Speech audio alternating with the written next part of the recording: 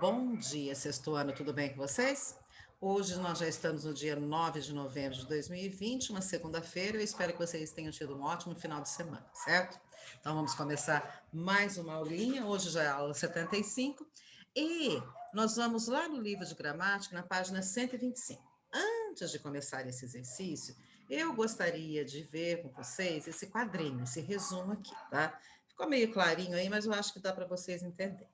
Então, quando a gente tem um adjetivo, por exemplo, grande, bonito, feio, inteligente, rico, pobre, alto, baixo, então essas palavras são adjetivos porque elas caracterizam um substantivo.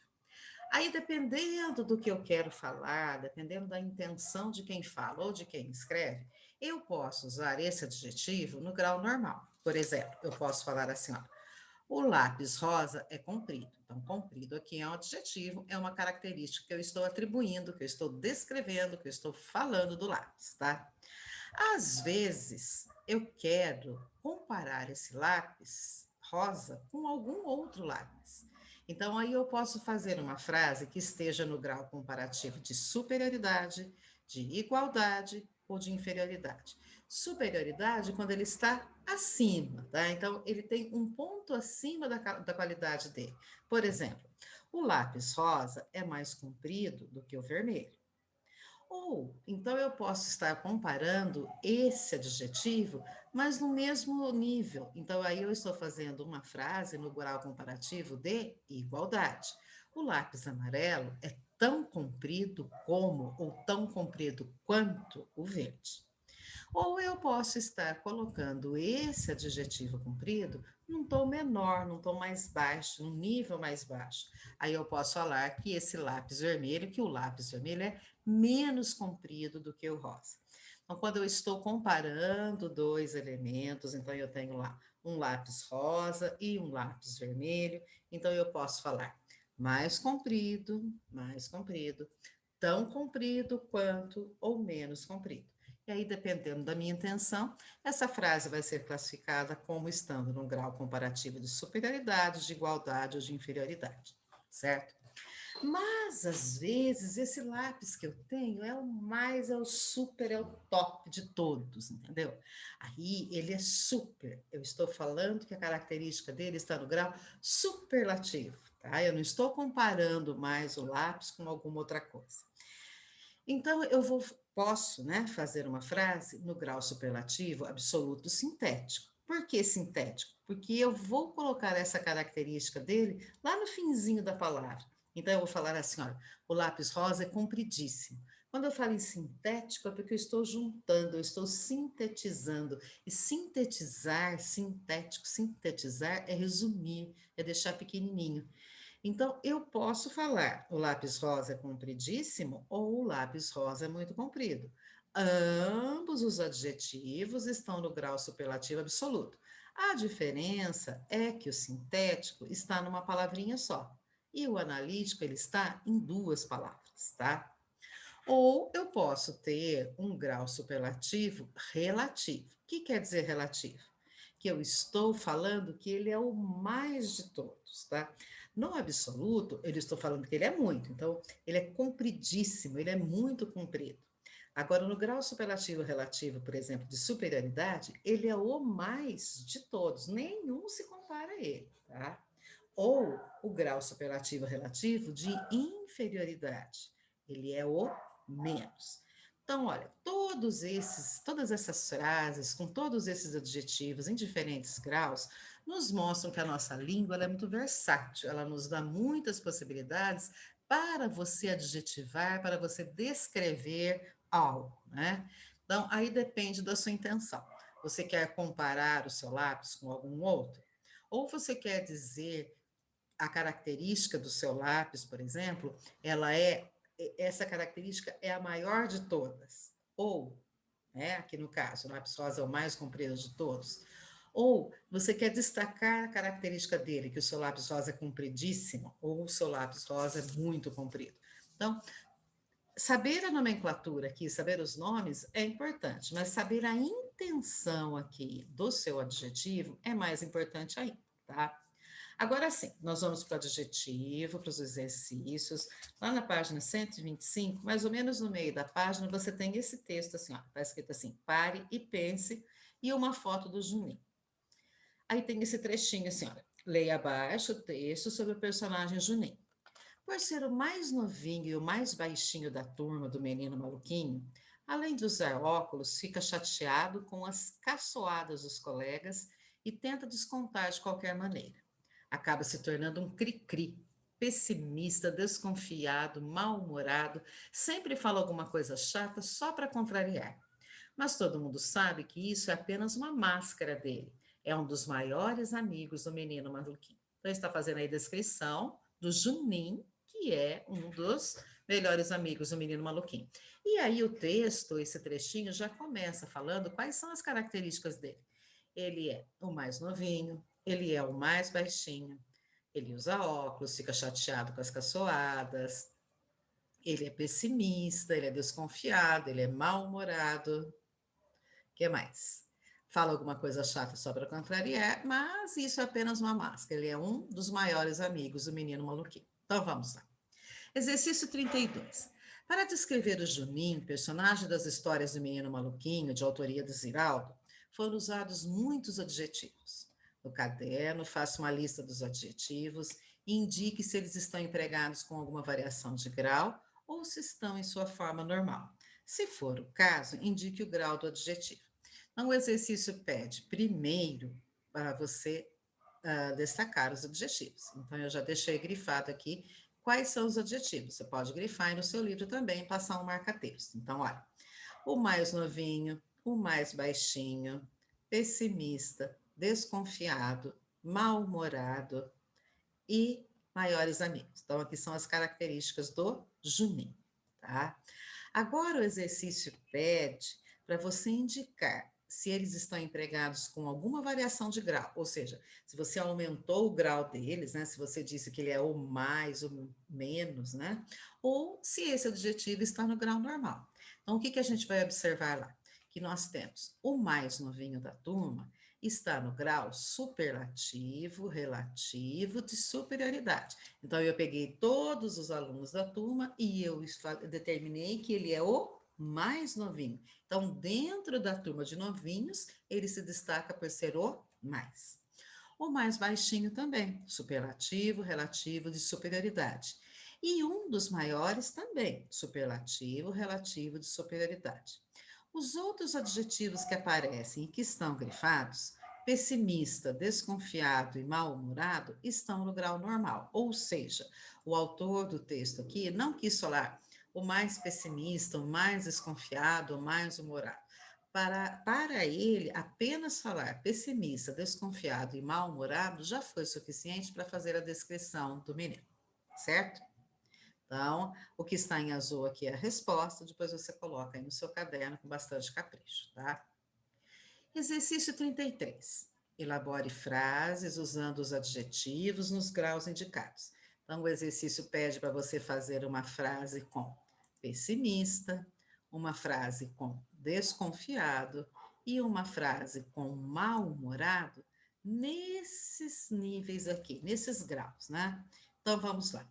Pessimista está pedindo para usar o grau superlativo, relativo de superioridade. Então, você vai falar que ele é o mais. Então, Paulo é o mais pessimista da minha família. Então, de todas as pessoas da família, tá? E você pode até imaginar que existam muitas pessoas pessimistas, Paulo é o mais, certo? Desconfiado. Agora está pedindo para fazer no grau superlativo de inferioridade. Agora, então, eu não vou usar mais, eu vou usar menos. Então, eu vou só você colocar lá. Júnior é o menos desconfiado dos meus amigos. E por último, mal-humorado. Aí está pedindo de novo no grau superlativo de superioridade. Então você vai falar que ele é o mais mal-humorado da turma. Igual lá na frase A. Aqui era o mais pessimista, aqui o mais mal-humorado, porque as duas estão no grau superlativo de superioridade. Na letrinha B está pedindo inferioridade, então aí você usa menos. Aqui uma observação que tem aí no livro de vocês também, tá? Importante, no grau superlativo relativo, o adjetivo indica aquele ou aquilo que, em relação ao grupo, sobressai por possuir a mesma qualidade ou modalidade em grau superior ou inferior aos outros elementos do mesmo grupo. Por exemplo, você foi o mais rápido de todos os corredores. É o que acontece aqui, ó. Superlativo, relativo. Então, eu posso até ter mais pessoas pessimistas na família, tá? Então, eu tenho um grupo ali de pessoas pessimistas, mas o que acontece é que o Paulo é o mais. Eu posso ter vários amigos desconfiados, mas o que acontece é que Júnior é o menos desconfiado. De todos os meus amigos desconfiados, Júnior é o menos. E eu posso ter também vários amigos mal-humorados na turma, mas o que acontece é que Jorge é o mais mal-humorado. Então, quando eu destaco um elemento do grupo, olha lá, é aquele que indica que, em relação ao grupo, se sobressai ao grupo por causa da qualidade dele ser maior, mais e mais, ou menor. Então, aí você tem um adjetivo no grau superlativo relativo. Exercício 41. Reescreva. Deixa eu ver se é isso mesmo, né, pessoal? Ah, só lembrando, ó. Então você vai lá na página 126 e você vai ver que esses exercícios de 34 a 40 que eu estou falando aqui, da página 126, eles vão ser pedidos como lição de casa, tá? Agora, esse exercício 41, ele está na página 127. Então, acompanha comigo e você pode colocar a resposta no seu caderno. Então, acompanha com o livro e fazendo no caderno. O exercício 41 pede assim: reescreva as frases, completando as lacunas com os adjetivos nos graus indicados. As lacunas aqui são os espaços, né? Então, primeiro está pedindo para colocar o adjetivo bom. Mas o adjetivo bom vai ser usado primeiro no comparativo de superioridade, depois no superlativo relativo de superioridade e no superlativo absoluto sintético. Então, como é que vai ficar? Pedro é melhor nadador do que Eliseu. Então, aqui você coloca a palavra melhor e aqui você coloca do que. Poderia ser somente que? Pode, você pode também falar Pedro é melhor nadador que Eliseu. Segundo, você é o melhor aluno da turma. Por que o melhor? Porque o exercício está pedindo para você pegar o adjetivo bom e escrever esse bom no superlativo relativo de superioridade. E na última, está pedindo para você colocar de novo esse adjetivo bom no grau superlativo absoluto sintético, tá? Então, eu vou falar que Tuna, mas Tuna também é ótima aluna.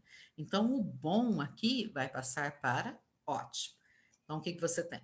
Comparativo melhor, aqui você tem o superlativo o melhor, observe que a diferença aqui vem somente nessa letrinha O, tá? Destacando que ele é o melhor. Uma coisa você é ser melhor nadador do que o outro, outra coisa é você ser o melhor da turma, né? Então é um grau superlativo, certo? De superioridade. Mesmo exercício agora, só que agora, no lugar do bom, o exercício pede para você colocar o adjetivo mal. O adjetivo mal no grau comparativo de superioridade, no grau superlativo relativo de superioridade e no grau superlativo absoluto sintético. Então vamos lá. Eliane é pior costureira do que a Janete. Então, eu estou comparando. Na realidade, aqui, eu tenho que a Eliane e a Janete são costureiras ruins, tá?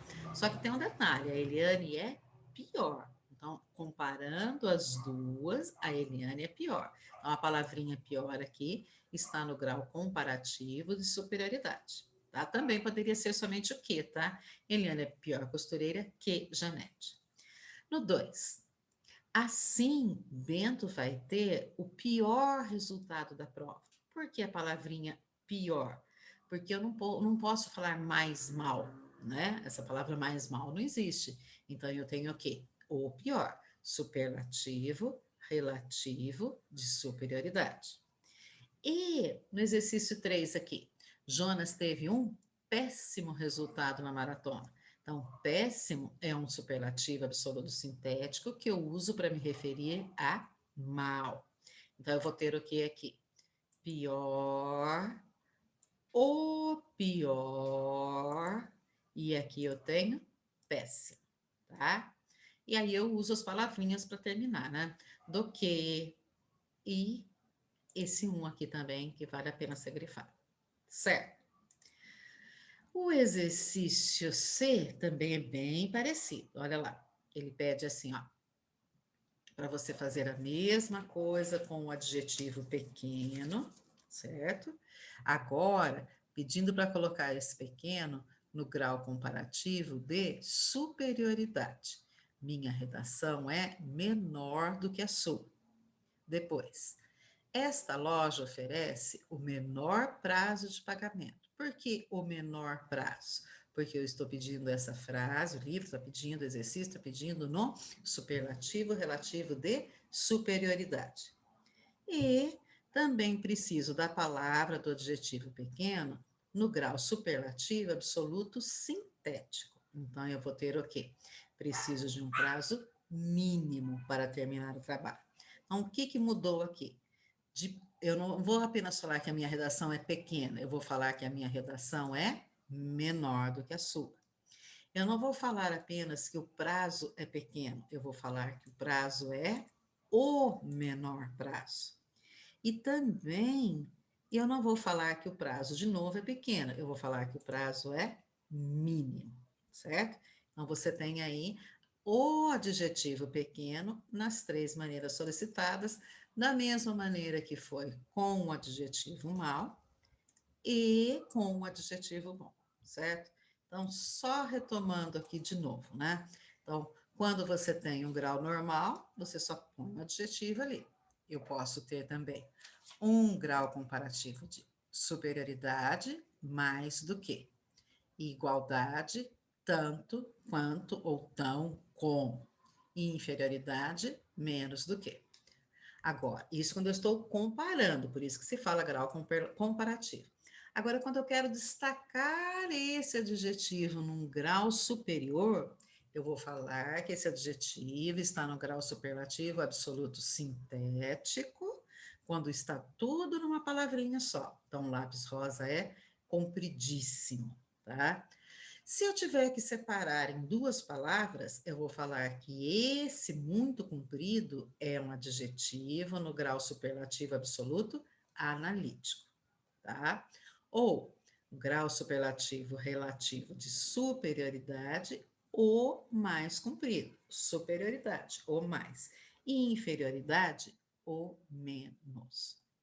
Eu espero que tenha ficado claro para vocês aí, né, pessoal? Inclusive aqui não tem como errar, certo? Esse exercício 41 também, o melhor, é ótima. Você tem no livro, na página 126, uma listinha de 126, 125, os quadrinhos verdes que mostram aí os adjetivos nos seus respectivos graus, certo? É só dar uma estudadinha e sem problema. E depois eu reforço lá no próximo slide, lá, como a lição de casa, quais são os exercícios que têm que ser feitos, tá? 34 e 40 da página 126.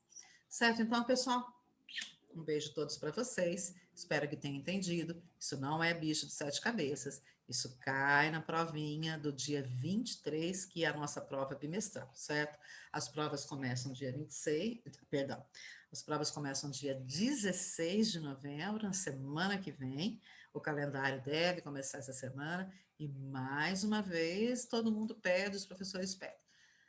Entreguem as tarefas do mês de outubro e não atrasem a entrega das tarefas do mês de novembro, porque o quarto bimestre é curto, tá? Depois vem as férias e ninguém vai querer ficar lá de recuperação no final do ano, terminando de fazer tarefas que foram pedidas em meses anteriores, certo? Um abraço para vocês.